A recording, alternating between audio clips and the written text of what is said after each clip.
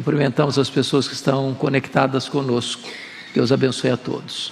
Hoje nós vamos tratar do Salmo 91. Peço que você abra sua Bíblia comigo, neste clássico poema conhecido como Salmo 91.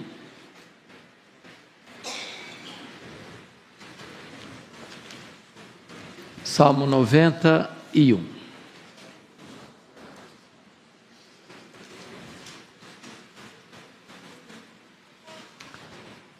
O texto diz assim: o que habita no esconderijo do Altíssimo e descansa à sombra do Onipotente, diz ao Senhor: meu refúgio e meu baluarte, Deus meu, em quem confio. Pois Ele te livrará do laço do passarinheiro e da peste perniciosa. Cobrir-te-á com as suas penas, e sob as suas asas estarás seguro. A sua verdade é pavês e escudo.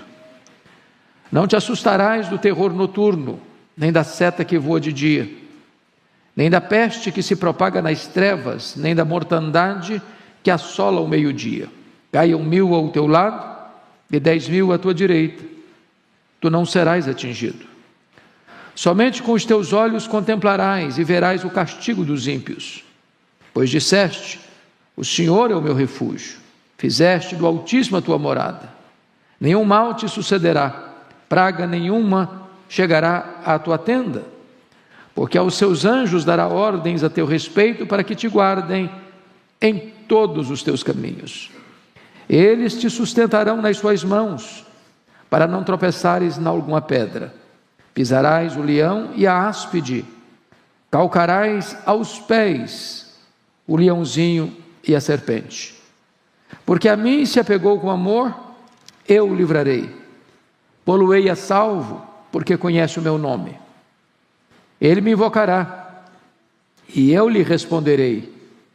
Na sua angústia, eu estarei com ele. Livrá-lo-ei e o glorificarei. Saciá-lo-ei com longevidade, e lhe mostrarei a minha salvação. Amém. Esse salmo trata do poderoso livramento de Deus. Esse é o tema que nós damos a este poema tão precioso. Bom, é muito curioso que este salmo faz parte do 4º livro destes 150 poemas, né? E o 4º livro é o menor livro, 1 ao 41, o primeiro livro, 42 ao 72, o segundo livro, 73 ao 89, o terceiro livro, 90 a 106, o 4º livro, e 107 a 150, o 5º livro do Saltério. Esse é o menor dos livros, que vai do 90 ao 106.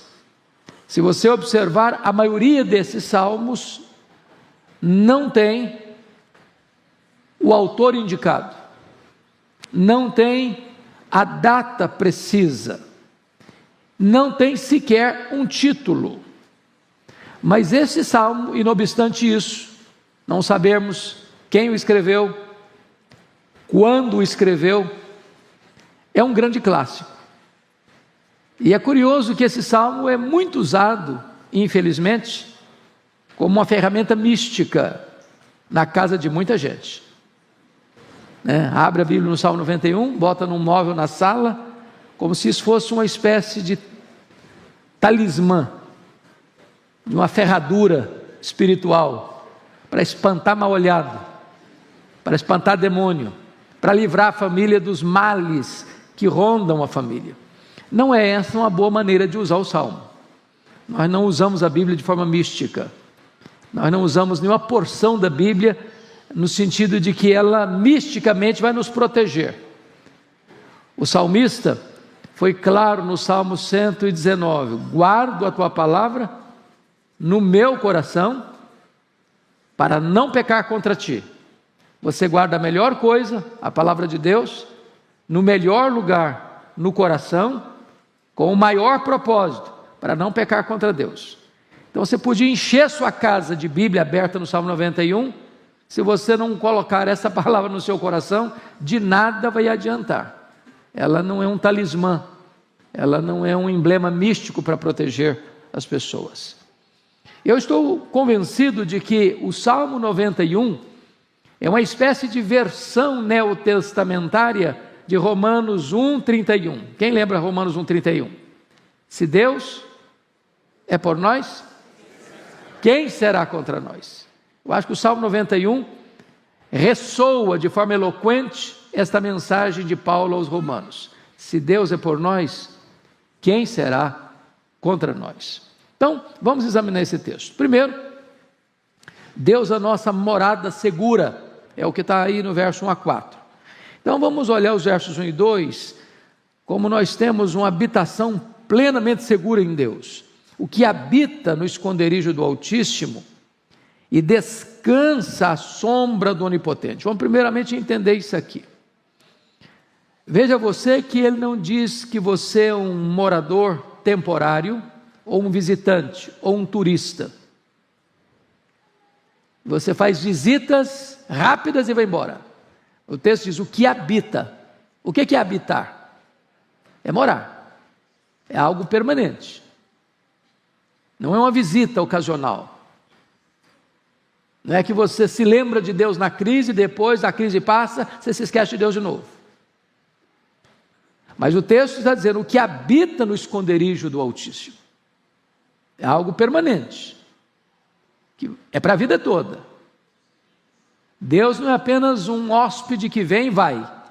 Deus é a nossa própria casa, é a nossa própria morada. Então preste atenção nisso. Você mora numa casa, você mora num apartamento, você deu conforto à sua casa, você deu conforto ao seu apartamento, você trouxe segurança para a sua casa, você botou porta, você botou tranca, você botou alarme. Você mora lá, mas além de você morar na sua casa, no seu apartamento, mais do que tudo, você deve morar em Deus.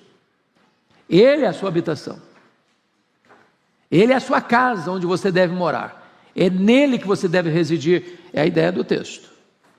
Agora, notem que quando você habita em Deus, faz de Deus a sua habitação, você pode descansar. Porque, por que você chega na sua casa e descansa? Você se acha o que aí? Seguro, protegido, guardado. Você sabe que ninguém vai incomodar você. Você botou uma tranca, você botou um alarme. Você tem um vigia lá na porta. Se você mora num prédio, tem uma portaria que blinda a entrada de estranhos. Então você descansa, você dorme. Você não fica inquieto, será que vai chegar alguém? Será que eu vou ser incomodado por um estranho? Não, você descansa. Quando você mora em Deus, você pode descansar à sombra do Onipotente. Isso é que traz descanso para o coração. Mas veja o verso 2, diz ao Senhor, meu refúgio, meu baluarte, Deus meu em quem confio. Esse salmo é conhecido como o salmo da guerra, da batalha, dos perigos, visíveis e invisíveis, humanos e demoníacos. Nós estamos aí rodeados de riscos. Não é só de bala perdida na rua, não é só de assalto, não é só de arrombamento, não é só de homens maus e violentos, não. Nós estamos rodeados de perigos que nós não vemos, não enxergamos, mas são reais, são de fato perigos concretos. E não obstante, não vermos porque são espirituais. Mas o texto está mostrando para você, agora, num campo de guerra, num campo de batalha, existem lugares que o soldado, o guerreiro, o que está no meio de uma guerra acesa, encontra proteção. Na hora do aceso da batalha, para lá ele corre. É o refúgio dele, é o baluarte dele, é a fortaleza dele. E é isso que o texto está dizendo. Você passa por perigos? Você enfrenta ameaças? Tem hora que você se sente encurralado? Tem hora que você se sente acuado? Tem hora que você se sente entrincheirado e sitiado pelo inimigo? Para onde você corre? Para onde você foge? Onde você encontra abrigo e segurança? O Salmo está dizendo, é nessa hora que você recorre a Deus e diz, o Senhor é o meu refúgio, é o meu baluarte, o Deus meu em quem eu confio. Você não está confiando em você, na sua saúde, na sua inteligência, na sua força, no seu dinheiro, nos seus dons, nos seus talentos, nem mesmo na sua espiritualidade. Você está confiando em Deus. Ele é o seu refúgio. Bom, essa é a primeira coisa que esse texto está nos ensinando aqui. Então, a pergunta que eu lhe faço, já fazendo a aplicação, é essa: você permanece em Deus ou você é um turista? Se hospeda num hotel no final de semana e depois vai embora. Você se lembra de Deus só no final de semana, no começo da semana, ou Deus é o seu refúgio a semana toda, o mês todo, o ano todo, a vida toda? Essa é a pergunta. Segunda coisa, temos livramento das armadilhas escondidas do caminho. Olha o verso 3, a parte A. Pois ele te livrará do laço do passarinheiro. Bom, a palavra laço já está por si explicada. É uma armadilha real, mas que você não percebe, você não vê. E há muitos laços, irmãos, que ou Deus nos livra ou nós caímos neles. São muito sutis. E aqui tem duas coisas aqui que ele muda para o campo da caça, né? Da caça. Quem já pegou passarinho em arapuca aqui? Na infância? Sobretudo quem morou na região rural. Você bota lá a isca, arma a arapuca e fica escondido olhando. E o pássaro olha aquela apetitosa refeição que é oferecida para ele, achando que ele encontrou o prazer do dia dele, o sustento da vida dele, que vai ser a segurança dele, e nem sabe que por trás tem uma armadilha, tem um laço, tem uma arapuca. Há muitas arapucas armadas contra nós, arapucas humanas e arapucas espirituais. Nós não temos todo o discernimento, nós não temos todo o conhecimento, nós não temos toda a percepção. Nós não enxergamos no escuro, nós não enxergamos na curva. Nós não temos capacidade de olhar todo esse cenário que nos rodeia para nos tentar e ficar atentos. Você sabe que nós lidamos com 3 inimigos: o mundo, a carne e o diabo. Está lá em Efésios capítulo 2, 1 a 3. E esses inimigos são perigosíssimos, porque um deles está dentro de nós, a carne. O outro está ao nosso redor, o sistema do mundo. E o outro está aí nas regiões celestiais, que você não sabe, você não vê, mas ele está articulando. É o diabo e as suas hostes, colocando no nosso caminho laços, armadilhas para nos apanhar.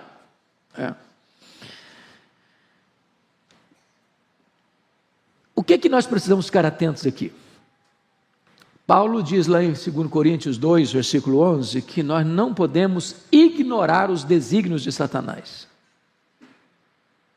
Nenhuma pessoa sensata e sábia olhou para esse mundo espiritual, como alguns hoje tentam fazê-lo, como se o diabo fosse uma formiguinha inofensiva. E até afrontam, e até falam bobagem, até se julgam muito espirituais e muito poderosos. E não é o tratamento que a Bíblia ensina sobre essa batalha, não.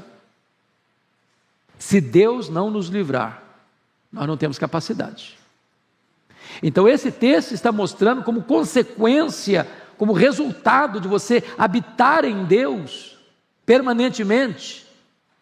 Aí o resultado é esse: pois Ele te livrará. Esse Ele te livrará não está dizendo que Deus é parceiro nas nossas loucuras, que se nós formos turistas para buscar a Deus só em ocasiões especiais e depois sairmos, fugirmos, que nós seremos livrados do laço passarinheiro. Não, é resultado de você habitar em Deus. É quando você está morando em Deus, é que Deus livra você do laço do passarinheiro.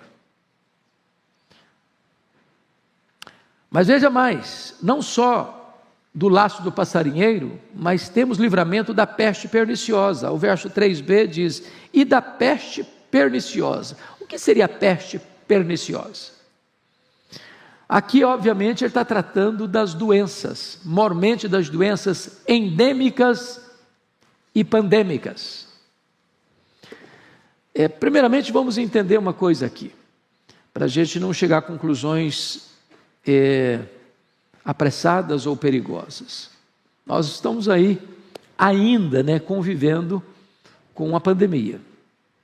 Nós tivemos problemas graves no passado, como a peste negra na Europa, que dizimou 1/3 da Europa. Nós tivemos no começo do século XX a chamada febre espanhola, que foi muito letal. E agora, no século XXI, em março de 2020, a chegada de uma pandemia que tornou-se praticamente universal. Por isso chamada de pandemia e não apenas de uma epidemia. Mais de 6 milhões de pessoas ceifadas. E nós de forma alguma estamos sugerindo que quem foi ceifado na pandemia era menos crente ou menos piedoso do que você e eu que estamos aqui. Gente melhor do que nós se foi. Até porque hoje nós temos um conceito diferente de morte no cristianismo. E Paulo vai dizer isso em Filipenses 1:21. Para mim o viver é Cristo e o morrer é lucro. Morrer não é uma tragédia para um cristão. Paulo diz lá em Filipenses 1:23, morrer é partir para estar com Cristo, o que é incomparavelmente melhor. Ou, segundo Coríntios 5:8, morrer é deixar o corpo e habitar com o Senhor. Ou Apocalipse 14:13, bem-aventurados são aqueles que desde agora morrem no Senhor, para que descansem das suas fadigas e as suas obras nos acompanhem. Porém, nós cremos também, e é verdade também, que quem nos livra da peste perniciosa, das doenças perigosas, é Deus. Você crê nisso? Meus irmãos, nós somos vulneráveis demais. Você está andando por aí, tem vírus aí que você não enxerga, tem bactéria que você não vê. De quantos livramentos você já teve na sua vida, nessa área? Você tem ideia? Você tem noção? O apartamento mais alto e mais seguro não livra uma pessoa de ser infectada por um vírus, por uma bactéria. Você pode usar a maior proteção de luvas, de máscara, de roupas especiais, que não blinda totalmente você. Então, também isso é verdade, que quem nos livra, quem nos dá saúde, quem nos dá proteção das enfermidades é Deus. E mais, mesmo depois que a enfermidade vem, quem nos cura também é Deus. E Deus cura como? Pelos meios, sem os meios e apesar dos meios. O médico e a medicina são os instrumentos, mas em última instância quem cura é Deus. É por isso que toda cura é divina. Deus usa o médico, Deus usa o remédio. Mas o que está escrito na Escritura? É Ele quem perdoa todas as nossas iniquidades e quem sara todas as nossas enfermidades. Então, esta é outra verdade que o texto está nos mostrando, o livramento de Deus da peste perniciosa. Mas temos outra coisa aqui, nós temos também uma proteção amorosa e eficaz. Você pode ler o 4 comigo? Vamos juntos? Cobrir-te-á com as suas penas, sob as suas asas estarás seguro. A sua verdade é pavês e escudo. Bom, agora ele sai do campo da caça, lá no mato, onde você está pegando passarinho, para o campo doméstico, da galinha. Eu acho que quem já viveu no interior, já viu essa cena, e se você nunca viu presencialmente essa cena, já viu fotografias eloquentes dessa cena, forma-se uma chuva, a água cai, as enxurradas vêm, E a galinha com seus montes de filhotes, quando vê o perigo, ela para, chama toda a filhotada para debaixo das asas e sofre o revés da chuva para proteger os filhotes. Que figura bonita, que figura eloquente do amor de Deus, da proteção de Deus, do cuidado de Deus. Então eu queria que você lesse comigo 2 salmos, 2 versículos, para ilustrar a riqueza e a beleza desse texto. Primeiro, o Salmo 36, versículo 7. Olha aí que preciosidade de verdade que está aí. 36, 7. Vamos juntos? Vamos lá? Como é preciosa, ó Deus, a tua benignidade. Por isso, os filhos dos homens se acolhem à sombra das tuas asas. Por que você corre para debaixo das asas de Deus? Porque Ele é benigno. Se você correr para lá, Ele não vai escorraçar você. Ele não vai pisar em você. Ele não vai esmagar você. Ele não vai condenar você. Jesus diz: todo aquele que vem a mim, eu não lançarei fora. Está na hora da angústia, da dor, da tempestade, dos riscos, dos perigos. Corre para Ele. Se agasalhe debaixo das asas dEle e você encontrará proteção. Mas olha comigo ainda o Salmo 57, verso 1. Olha que precioso isso aqui. Agora é um pedido, é uma súplica, é uma oração. Leia comigo o verso 1, 57, versículo 1. Vamos juntos? Tem misericórdia de mim, ó Deus, tem misericórdia, pois em ti a minha alma se refugia. À sombra das suas asas me abrigo, até que passem as calamidades. O que ele está admitindo? Que tem calamidade, tem dia de tempestade, tem dia de prova. O crente não é blindado, ele não vive numa estufa, ele não vive num xingrilá da vida, num jardim grinaldá de flores. Ele vive num campo de batalha, de enfrentamento de perigos. Mas quando esse perigo chega, para onde você foge? Para onde você corre? Aonde você encontra abrigo? Debaixo das asas de Deus. E você vai ficar aí até que passem as calamidades. Deus é o nosso amoroso protetor. E a verdade de Deus, a sua verdade é pavês e escudo. O que ele está querendo dizer para nós é que a verdade de Deus nos protege. Irmãos, é tão precioso isso. E quem foge da verdade de Deus, quem foge debaixo das asas de Deus, vai sofrer o revés. Vai sofrer o revés. Eu gosto muito da ilustração da águia. Os estudiosos que examinaram um pouco mais detidamente a águia, dizem que quando a águia está voando e ela detecta a chegada de uma tempestade, ela, diferentemente do iambu, já ouviu falar no iambu? Iambu é uma ave, é muito comum aqui no Brasil, pequenininha, do tamanho de uma pomba, e o iambu só voa abaixo, só debaixo da tempestade, levando os reveses da tempestade.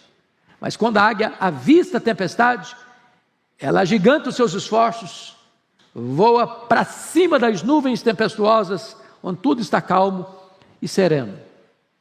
Mudando a figura, quando a tempestade chega, já que você não voa como a águia, mas você é como um pintinho, vulnerável, frágil, que não se protege a si mesmo, não tem poder de cuidar de você mesmo. Mas quando chega a tempestade, você corre para o seu refúgio, e esse refúgio é debaixo das asas do Onipotente. Aí você encontra descanso e proteção. Mas notem mais. Esse texto, em segundo lugar, vai tratar para nós que Deus é o nosso protetor incomparável. Primeiro, Ele é a nossa morada segura. Agora Ele é o nosso protetor incomparável. E eu destaco algumas coisas aqui. Primeiro, temos livramento dos terrores que assaltam a nossa alma. Versículo 5. Não te assustarás do terror noturno, nem da seta que voa de dia. Bom, agora ele sai do campo doméstico né? Já lidou lá com a caça, campo doméstico, agora ele entra num campo de guerra. Campo de guerra. E esse Deus é o Deus que traz livramento. E eu chamo a sua atenção para o fato do assustar do terror noturno. A seta que voa de dia. Uma pessoa assustada é uma pessoa com medo. E o medo, meus irmãos, não é um sentimento. O medo é um espírito que oprime. Quando Paulo vai escrever sua segunda carta a Timóteo, no capítulo 1, versículo 7, ele vai dizer: Deus não nos deu espírito de medo, mas de poder e de moderação.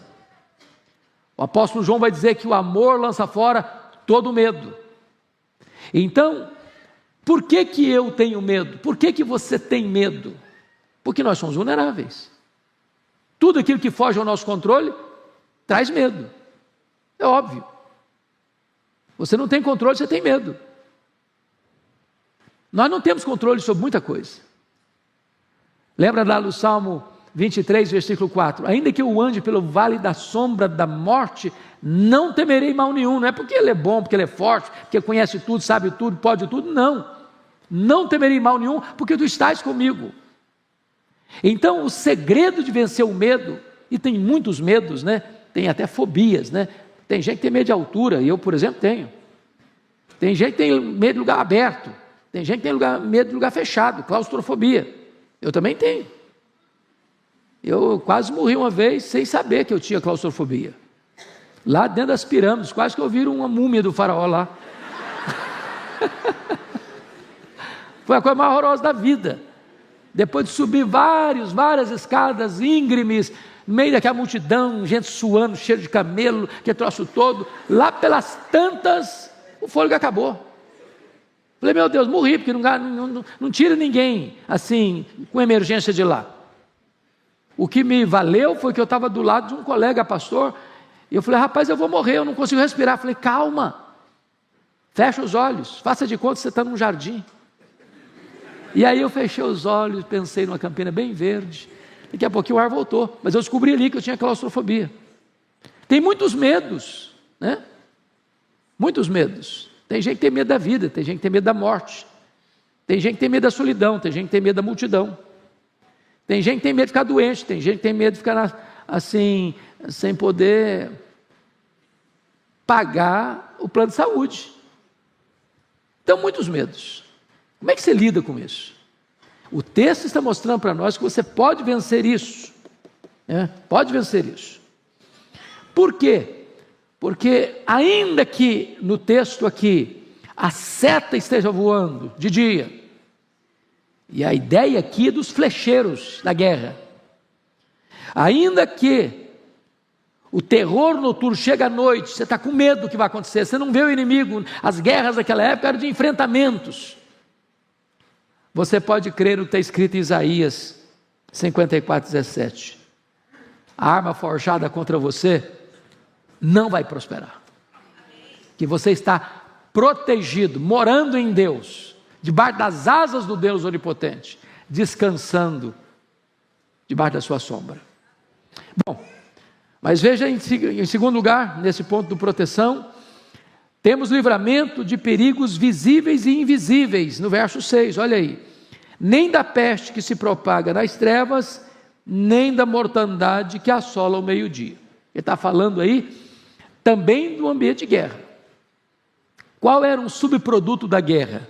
Pessoas feridas, pessoas infectadas, pessoas adoecidas, nem sempre tinha como tratar, né? Hoje tem tantos filmes de guerra, e eu perdi um pouco o gosto, porque eles botam uma dose de violência maior do que a realidade. Então, parece que fica uma coisa muito irreal, né? Mas quantas vezes você já viu cenários de guerra, uma pessoa ferida, no meio da sujeira, o remédio ali não tem tanto efeito, não dá para tirar a pessoa dali rapidamente, para uma cirurgia, para um tratamento, e as pessoas viviam esse drama naquele tempo. E ele está mostrando para nós só um detalhe aqui. A peste são as doenças, são as pestilências, e a mortandade falando das guerras, da perseguição. Versículo 6, nem da peste que se propaga nas trevas, nem da mortandade que assola o meio dia. Você não está o quê? Assustado com isso. Agora vamos parar um pouquinho aqui. Quais foram as guerras que a igreja, o povo de Deus, suportou ao longo desses 20 séculos de cristianismo? Às vezes, irmãos, não tem noção disso. Você pega, por exemplo, os Césares de Roma, começando com Nero. Você imagina o que é um crente ser crucificado? Fazer fila nas avenidas, nas estradas, a ponto de não ter mais madeira para crucificar crente? Você já imaginou o que foi que aconteceu no ano 70 com Vespasiano, onde ele inaugura o Coliseu, e numa festa macabra, 100 dias, jogando os crentes nas arenas, para os cães morderem, para os touros pisarem, para os leões devorarem? Você já imaginou o sofrimento dos nossos irmãos do século XX para cá? 1917, o comunismo tomando conta de 1/3 do planeta. Milhões de pessoas morrendo, torturadas, presas, escassez de pão, castigos severos. Vocês sabem disso, o século XX matou mais cristãos do que todo o restante da história junta.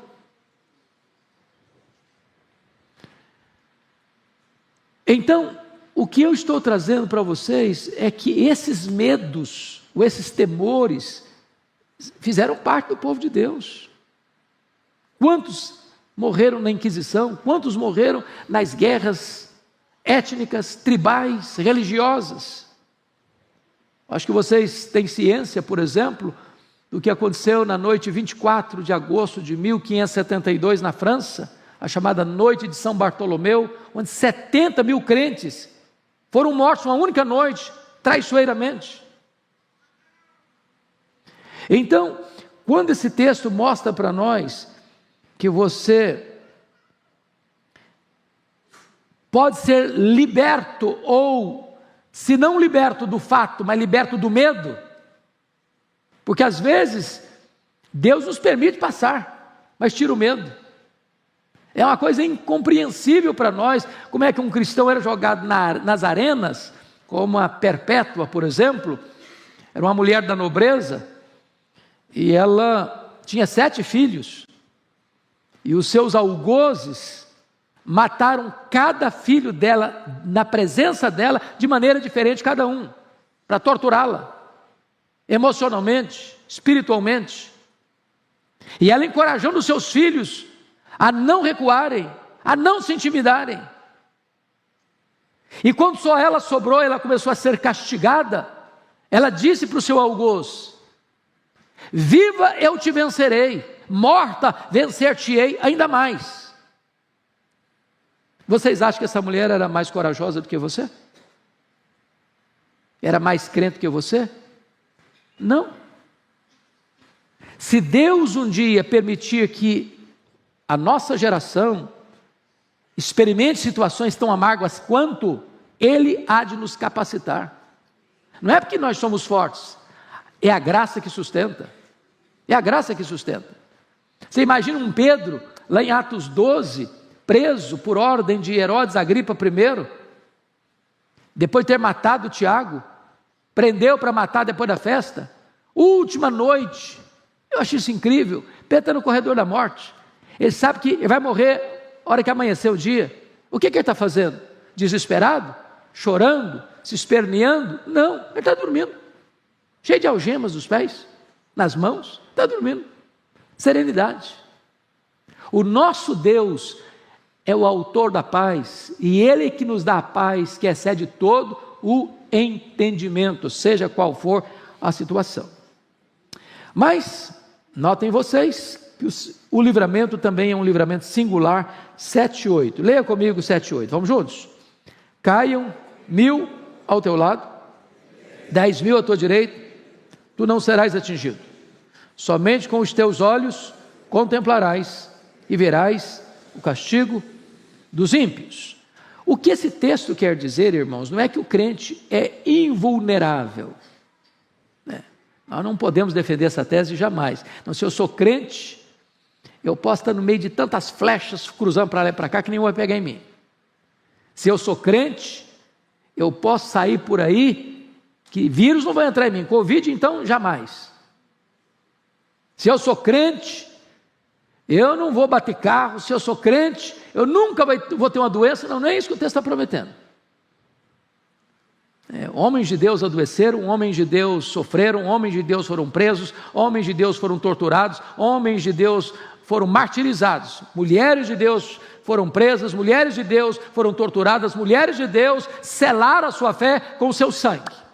Porém, o que nós precisamos entender é uma coisa aqui no texto: ninguém, nem o diabo, nem ser humano qualquer, pode atingir você se Deus não o permitir.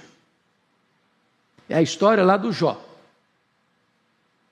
Satanás levantou uma tese de que Jó adorava a Deus por interesse.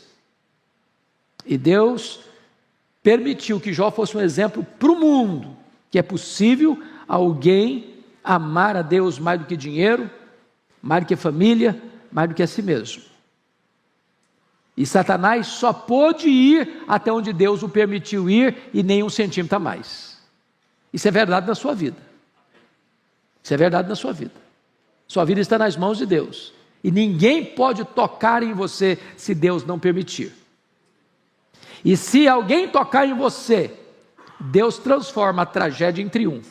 Deus transforma a aparente derrota em retumbante vitória. Porque o propósito dele sempre traz glória para o seu nome e bem para o seu povo, ainda que a providência seja carrancuda. Mas em quarto lugar, nós temos nossa casa protegida de toda praga. Olha comigo o verso 9 e 10. Vamos juntos? Pois disseste: o Senhor é o meu refúgio, fizeste do Altíssimo a tua morada, nenhum mal te sucederá, praga nenhuma chegará à tua tenda. Veja você que ele retorna ao tema de Deus como morada. E aí, vejam vocês ainda, que o próprio Deus está dando um testemunho do salmista. Pois disseste: o Senhor é o meu refúgio, fizeste do Altíssimo a tua morada. Então, mais uma vez, a ideia não é um turista, não é alguém que vem passar um final de semana e vai embora depois. Se você fizer de Deus a sua morada, a promessa está aí no verso 10. Nenhum mal te sucederá, praga nenhuma chegará à tua tenda. Mas aí vamos entender melhor. Porque o livramento de Deus, irmãos, pode ser livrar você do perigo. Segundo, pode ser livrar você no perigo. E pode ser livrar você através do perigo. Então vamos ver as três circunstâncias. Deus pode livrar você de enfrentar um problema. Deus pode livrar você no meio do problema. E Deus pode livrar você através do problema. Então vamos lá, para entender isso. Deus nos livra dos perigos. É isso que está escrito aqui no versículo 10. Nenhum mal te sucederá, praga nenhuma chegará à tua tenda. Então, vamos pegar um pouquinho só nesse praga nenhuma chegará à tua tenda. Crente não precisa ficar com medo, irmãos, de olho gordo, de feitiço, de macumbaria, de galinha preta na encruzilhada, de garrafa de cachaça na estrada. Que tem crente muito místico. Tem crente que fica com medo desse negócio. Meu irmão, se você está nas mãos de Jesus, se você está coberto pelo sangue do Cordeiro, essa mortandade não chega em você não. Ninguém lança maldição na sua vida e pega não, se você está morando em Deus. Não é que o mal não exista, é que existe um poder maior em você do que o poder do mal que quer atingir você. Então, essa é a primeira verdade. Deus livra você do problema, porque você está morando dentro dele. Mas em segundo lugar, Deus livra às vezes nos perigos, dentro dos perigos. Por exemplo, Deus não impediu que os amigos de Daniel fossem jogados na fornalha, mas Deus os livrou na fornalha. Deus não impediu que Daniel fosse jogado na cova dos leões, mas Deus livrou lá dentro da cova dos leões. Mas vamos ler um texto para amparar isso. Jó 5, só um pouquinho aí, um livro anterior aos Salmos. Jó capítulo 5, versos 19 e 20. Olha aí. Diz ele, de 6 angústias, a voz dele faz, de 6 angústias te livrará, e na 7ª o mal te não tocará. Na fome te livrará da morte, na guerra do poder da espada. Então, veja você, ele está enfrentando angústia. 6 situações de angústia. Na 7ª, Deus livra. Você está enfrentando uma situação de escassez, passando fome, mas Deus te livra da morte, pela fome. Você está enfrentando guerra, mas Deus livra você do poder da espada. Ou seja, você está no meio do problema, no miolo da crise, no epicentro da tempestade. Deus não livrou a tempestade, mas Deus livrou você dentro da tempestade. Ele pode impedir que você passe pela tempestade. Ele pode permitir a tempestade livrar você no meio da tempestade. Mas em terceiro lugar, Deus nos livra pelos perigos. Como assim? Veja comigo lá em Jonas, profeta Jonas. Profeta Jonas.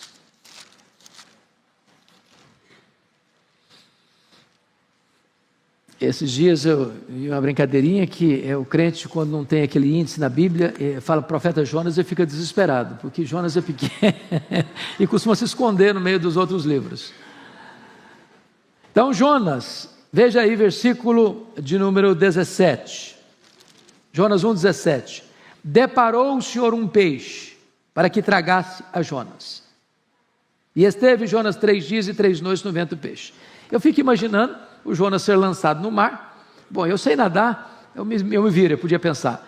Aí de repente, um grande peixe deu uma engolida nele. Falei, bom, agora acabou. Foi o primeiro cara a andar de submarino na história. Só que aquele grande peixe, que parecia ser o seu problema, porque tem esperança para um cara no ventre de um grande peixe? Primeiro que o perfume lá não era francês, né? Segundo que o desconforto, eu nem imagino quão grande devia ser. Mas aquele grande peixe não foi enviado para matar Jonas, para destruir Jonas, para acabar com ele. Porque, olha aí o que está escrito no capítulo 2, versículo 10 de Jonas. Falou, pois, o Senhor ao peixe, e este vomitou Jonas na terra. Então, o peixe que parecia ser o problema, na verdade, era o livramento. Tem hora que Deus permite uma providência carrancuda, e vocês, meu Deus, acabou agora. Deus, não, filho, essa providência carrancuda eu estou mandando é exatamente para livrar você, para salvar você. Como assim?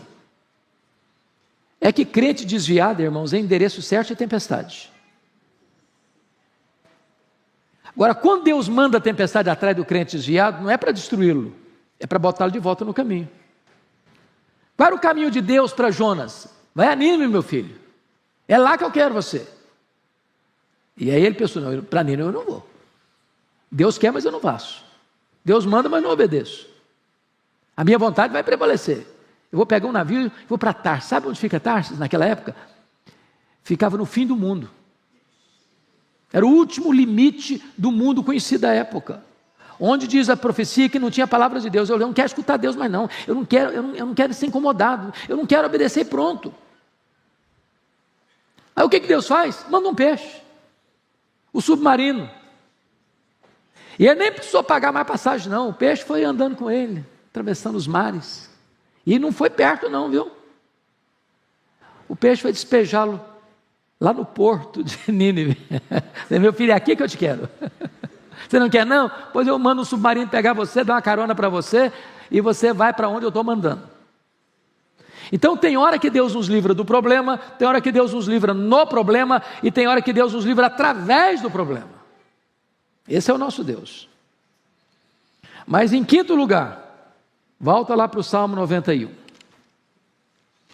Isso é precioso demais, irmãos. Quinto lugar, temos a escolta dos anjos em nosso favor, versículos 11 a 13. Pode ler em voz alta comigo? Vamos juntos? Porque aos seus anjos dará ordens a teu respeito, para que te guardem em todos os teus caminhos. Eles te sustentarão nas suas mãos, para não tropeçares em alguma pedra. Pisarás o leão e a áspide, calcarás aos pés o leãozinho e a serpente. Bom, então vamos entender aqui que quando o perigo é sobrenatural, Deus envia um socorro sobrenatural. Por exemplo, você não quer ter a sua casa arrombada. O que você faz na sua casa? Bota uma porta boa, uma tranca boa, bota um alarme. Você não quer ter problema com o seu carro. Você faz o quê? Faz um seguro, um bom seguro. São providências humanas. Compete a você. Você faz um plano de saúde. Por que você faz um plano de saúde? Porque você entende que se você adoecer, você precisa de assistência médica. Isso é providência humana. Agora, há problemas que existem, são reais, invisíveis, porém factuais, que você não vê, que você não percebe. São problemas espirituais, são ameaças espirituais. E Deus manda quem? A providência sobrenatural. Você está vendo um anjo? Você já viu o anjo? Eu não vi. Talvez, em algumas circunstâncias da minha vida, eu tive altas suspeitas de que não era gente, era anjo. Mas eu não posso confirmar também não. Não me deu o CPF celestial. Então, note você o que está escrito aí. Veja você, versículo 11. Porque aos seus anjos dará ordens a teu respeito. Então, ou seja, os anjos são diáconos de Deus, servos de Deus, ministros de Deus, debaixo das ordens de Deus, para fazer o que na sua vida? Para guardarem você. Meus irmãos, um dia, certamente, nós vamos saber de tudo. Quando chegarmos lá, vamos conhecer como somos conhecidos. Quantos livramentos você já teve? Eu fico imaginando, nas estradas perigosas do Brasil. Eu já fiz muitas loucuras lá no Espírito Santo, vocês sabem, tem estradas não tão boas quanto aqui em São Paulo, viajando de madrugada, com sono. Quantas vezes desponta numa curva, um caminhão em cima de você, e você tem que jogar para o acostamento, nem sabe se tem acostamento. E Deus livrou, e Deus poupou. E quantos que você nem ficou sabendo? Atrasou 5 minutos, aquele atraso vai para poupar a sua vida. Eu ontem mesmo estava em Natal, feliz da vida, voltando, 6 da tarde, embarquei, tudo bonitinho, agora eu vou escrever, tirei meu computadorzinho, comecei a escrever. Aí o piloto falou, olha, tem um problema no avião, todo mundo desce. Falei, vai ser uns 10 minutinhos, resolve o problema. Que nada, 10 minutinhos, não, o avião não saiu. Aí eu tinha que ficar 8 horas no aeroporto. 8 horas. Já cansado, precisando tomar um banho. E aí eu já liguei para o pastor Orival, pensei que eu estava aqui, eu falei, eu estou na Paraíba, varão. Falei, pois eu não chego para as 8. Daqui a pouquinho o irmão querido me liga, falou, olha, estou mandando um carro te buscar, você vem aqui para minha casa, vai tomar um banho, vai jantar comigo. E o papo rolou até de madrugada. E eu não sei, imagine se esse avião com defeito fosse descobrir o defeito lá em cima. Não dá para parar para encostar na oficina e consertar. Então tem hora que você acha que o negócio está ruim, Deus está falando, meu filho, eu estou te dando um livramento, você não está sabendo? Como diz o ditado, você não conhece da missa 1/3. Deus dá ordens aos seus anjos. Os anjos de Deus são ministros de Deus, lá em Hebreus 1,14. em favor dos que herdam a salvação. A salvação. Agora, vejam vocês, meus irmãos, que o que pode um anjo de Deus fazer? Quão poderoso é esses ministros de Deus? Só para dar um exemplo. Vocês se lembram quando o poderoso exército assírio cercou Jerusalém? As 10 tribos do norte, chamada Israel, caiu nas mãos da Síria, quando Ezequias era rei aqui em Judá. Esse mesmo rei que tomou Samaria, entrincheira Jerusalém, com mais de 185 mil soldados. Irmãos, não tinha 185 mil pessoas dentro de Jerusalém. Não tinha. A cidade era menor que isso. Você já imaginou mais do que um soldado para cada habitante da cidade? Fortemente armado? E o rei ainda mandou um recado abusado para o Ezequias: pode se render, porque não tem Deus que livra você da minha mão. Ninguém resiste ao meu poder militar. E Ezequias ficou desesperado, porque não tinha nem tempo, nem recurso, nem homens para resistir à invasão iminente. Aí ele vai apresentar o caso ao profeta Isaías. Isaías levou o caso para Deus e falou: meu filho, fica tranquilo, essa batalha é sua, não é minha, deixa comigo. E Deus mandou um único anjo. E esse único anjo matou 185 mil soldados assírios ao redor de Jerusalém. Você se lembra da cena de Eliseu? Quando ele foi, o servo dele, levantou de manhã e olhou o exército da Síria cercando a cidadezinha, que queriam prendê-lo e matá-lo. E ele ficou desesperado. Aí Eliseu disse: Senhor, abre os olhos desse moço. Abre os olhos desse moço. Quando os olhos dele foram abertos, ele viu cavalos, carruagens de fogo, cavaleiros poderosos, em um número muito maior. E aí vem a expressão: maior é o que está conosco que aquele que está no mundo. Se nós formos olhar do ponto de vista estatístico, só estatístico, se eu vou entender Apocalipse 12, versículo 4 literalmente, 3 e 4 literalmente, diz que quando o dragão foi precipitado do céu, ele arrasta 1/3 das estrelas. Essa figura estrelas lá em Jó é usada para anjos. Então alguns, e eu estou inclinado a crer que essa é a melhor maneira de entender o texto, que quando o Lúcifer cai, ele arrasta consigo 1/3 dos anjos. Mas se 1/3 caiu, nós temos 2/3 que são anjos de Deus, que não caíram e que estão a nosso serviço. Agora notem uma coisa importante no texto. Porque versículo 11, porque aos seus anjos dará ordens a teu respeito, para que te guardem em todos os teus caminhos. Esse texto, vocês se lembram disso, foi usado por quem?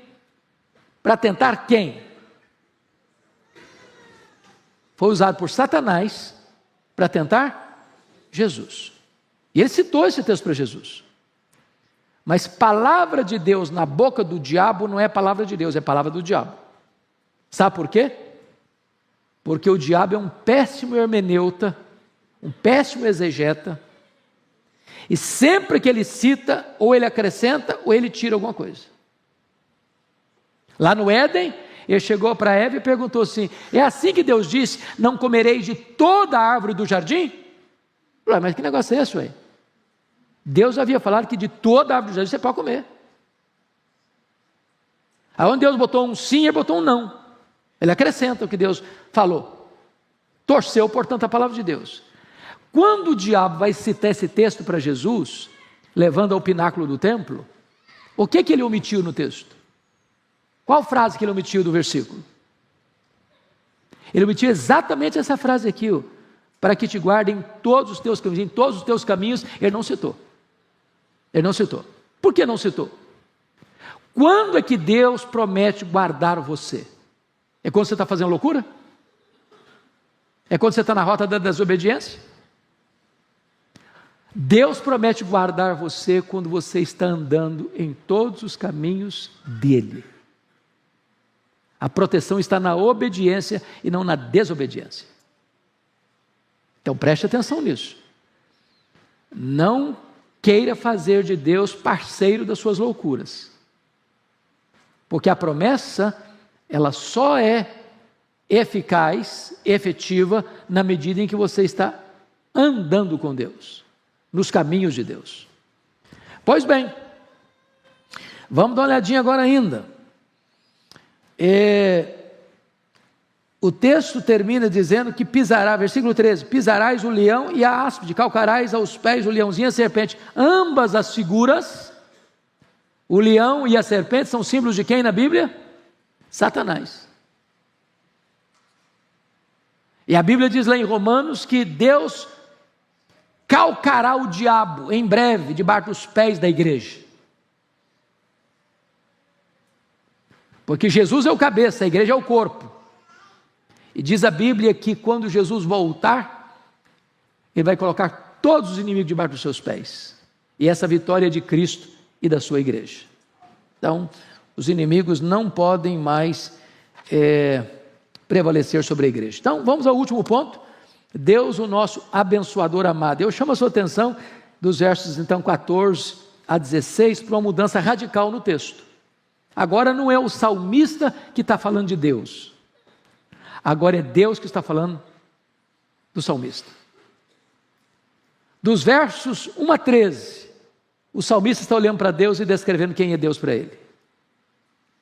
Dos versos 14 a 16, Deus está olhando para o salmista e fazendo comentários acerca dele e fazendo promessas a ele. Então vamos ver quais são essas promessas. Primeiro, livramento, versículo 14, porque a mim se apegou com amor, eu o livrarei, pô-lo-ei a salvo, porque conhece o meu nome. Então tem duas coisas aí: se apegar com amor e conhecer o nome de Deus. Preste atenção que uma coisa é consequência da outra. Você só pode amar a Deus se você conhece a Deus. Deixa eu ilustrar isso com uma frase que me marcou no meu ministério, marcou o meu ministério. Eu estava pregando em Belo Horizonte certa feita, numa igreja presbiteriana, e aí uma moça se aproxima de mim e diz: pastor, eu estou deixando a igreja presbiteriana. Eu falei: mesmo, minha filha, você está deixando? O que aconteceu? Surgiu algum problema? Brigou com alguém? Foi maltratada na igreja? Não, nada disso aconteceu. Mas eu queria uma igreja que me empolgasse. Eu queria uma igreja que tivesse história para eu me orgulhar dela. Eu falei: mas você conhece a história da igreja? Eu falei: eu não conheço não. Eu falei: mas como assim? E eu estava com tempo, falei: então senta aqui que eu vou te contar. E gastei 2 horas com ela. E comecei lá do Velho Testamento, do Novo Testamento, dos pais da igreja, dos pré-reformadores, dos reformadores, dos pós-reformadores, dos puritanos, dos avivalistas, até chegar hoje. 2 horas. E quando eu terminei de falar para essa menina, as lágrimas estavam rolando no seu rosto. E ela me disse uma frase que eu nunca mais esqueci. Ela disse assim: pastor Hernandes, ninguém pode amar aquilo que não conhece. Você não vai amar a Deus se você não conhece a Deus. Você não ama estranho. Você só ama as pessoas com quem você se relaciona. Então, quando você conhece a Deus e você ama Deus, Deus está prometendo pôr você a salvo de tantas enrascadas, de tantos perigos, de tantas ameaças, de tantas armadilhas. Segundo, o que é que Deus promete? Resposta às suas orações. Olha o versículo 15, a parte A. Ele me invocará e eu lhe responderei. Que coisa maravilhosa, irmãos, é saber que Deus responde a oração. Oração não é para gente forte, é para gente fraca. E vamos corrigir algo, teologicamente falando. Tem muita gente dizendo que a oração é poderosa. Isso não é verdade. A oração não é poderosa. Poderoso é o Deus que responde a oração. O poder não está em você que ora. O poder está no Deus que recebe a oração. Está escrito aí: Ele me invocará e eu lhe responderei. Isso é promessa de Deus. Então invoca a Deus, fala com Deus, apresenta a Deus a sua causa. Talvez você veja aqui hoje com uma batalha imensa na sua vida, na sua família, no seu casamento, na sua vida física, na sua saúde, na sua vida financeira. Não sei qual é a luta que você atravessa. Apresenta essa causa para Deus. E tem uma promessa. Deus vai responder a você. Terceiro, consolo na angústia. Versículo 15, parte B. Na sua angústia, eu estarei com ele. Isso é muito importante entender. Deus não está prometendo para você que você não terá angústia. Aliás, não dá para passar pela vida, né? Você conhece alguém que passou pela vida todinha, da infância à velhice, e não conheceu angústia? Não sabe o que é isso? Eu nunca passei esse negócio não. Nem sei o que é isso na verdade. Você conhece essa pessoa? Tem endereço dela? Dá para dar o CPF dela? Tem jeito não. Aqui passa angústia. Porque às vezes quando a gente está passando por angústia, a gente pensa que nós somos a maior vítima do universo, só com a gente que acontece, e a nossa luta é a maior do universo. Não, você precisa saber que, como diz a Escritura, tem muita gente dos nossos irmãos que estão passando a mesma angústia que você está passando. Está lá em 2 Coríntios, capítulo 1, versículo 3 e 4. Agora, o que Deus está prometendo é quando você passar por esse vale da angústia, Ele vai estar com você. Ele vai fortalecer você. Ele vai aprumar você. Ele vai encorajar você. Ele vai consolar você. Ele vai enxugar as lágrimas suas. Ele vai trazer alento e restauração para a sua vida. Louvado seja Deus. Quarto lugar. Maior honra depois das dificuldades. Versículo 15 termina assim: livrá-lo-ei e o glorificarei. Ou seja, o que o texto está dizendo é o seguinte: você vai passar pela angústia, Deus vai estar com você, mas não só estar com você, Ele vai livrar você, e depois que Deus estiver com você e livrar você, Ele vai colocar você num patamar mais alto. Ele vai levar você, Ele vai glorificar você, Ele vai exaltar você, Ele vai dar experiências maiores a você. Você vai sair dessa luta não arranhado, não manquejando, você vai sair dessa luta mais do que vencedor, vitorioso. Essa é a promessa de Deus. Mas em quinto lugar, Deus promete para você longevidade. Olha o verso 16, parte A: saciá-lo-ei com longevidade. Bom, a ideia de saciar é bonita. Significa que você e eu temos sede de viver, e viver muito. Alguém que deseja morrer jovem aí? Quem quer se candidatar?